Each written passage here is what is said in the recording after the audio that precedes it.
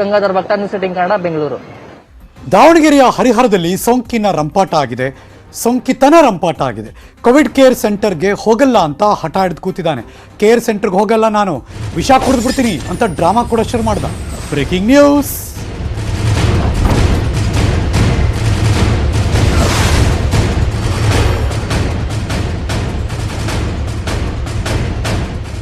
ಈ ತಾಲೂಕು ಮಟ್ಟದಲ್ಲಿ corona care centre ಇದ್ದೇ ಇದೆ, ಅಲ್ಲಿ ಕರ್ಕೊಂಡು ಹೋಗೋಕ್ಕೆ ಅಧಿಕಾರಿಗಳು ಸೂಚನೆ ಕೊಡ್ತಾರೆ.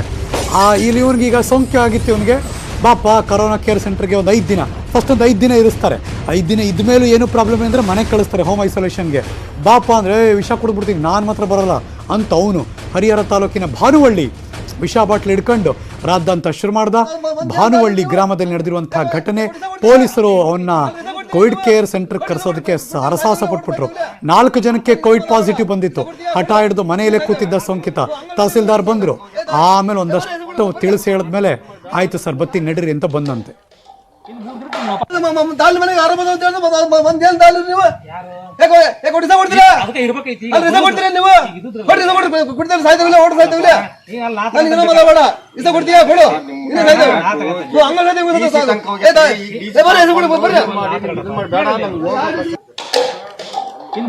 ವಾಪಸ್ ಕಳಿಸ್ತಾರೆ. ಯಾಕೆ ಸುಮ್ಮನೆ